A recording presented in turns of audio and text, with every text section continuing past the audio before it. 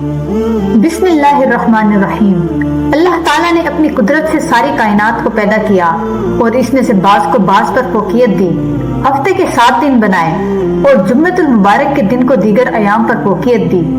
जुम्मे के फजाइल और अहमियत में ये बात खास तौर पर काबिल जिक्र है कि हफ्ते के तमाम अयाम में सिर्फ जुम्मे के नाम से ही कुरान करीम में सूरह नाजिल हुई। आप सल्लल्लाहु अलैहि वसल्लम ने जुम्मे के रोज गुस्ल करने और मसवाक करने की खास तरगीब दी है।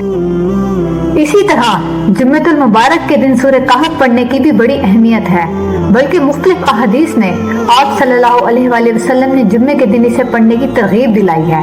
इसी हवाले से इब्ने उमर रज़ी अल्लाह ताला अन्हु से रिवायत है कि आप सल्लल्लाहु अलैहि वसल्लम ने फरमाया, जिसने जुम्मे के दिन सूरह कहफ पढ़ी, इसके कदमों के नीचे से लेकर आसमान तक नूर पैदा होता है जो क़यामत के दिन इसके लिए रोशन होगा और इन 2 जुम्मों के दरमियान वाले गुनाह माफ कर दिए जाते हैं।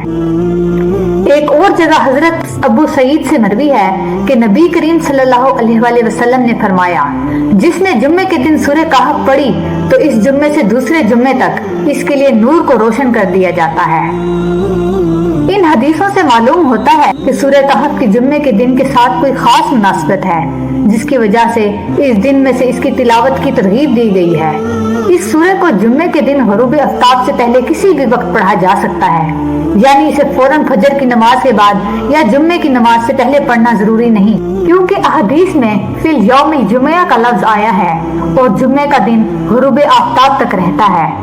रसूल सल्लल्लाहु अलैहि वसल्लम ने फरमाया कि जो शख्स जुम्मे के दिन सूरह कहफ पढ़ लेगा तो वो 8 रोज तक हर फितने से महफूज रहेगा, और अगर दज्जाल निकल आए तो वो शख्स इससे भी महफूज रहेगा। हजरत अनस से रिवायत है कि रसूल सल्लल्लाहु अलैहि वसल्लम ने फरमाया कि सूरह कहफ पूरी की पूरी एक वक्त में नाजिल हुई और 70,000 फरिश्ते इसके साथ आए, जिससे इसकी अजमत और शान जाहिर होती है।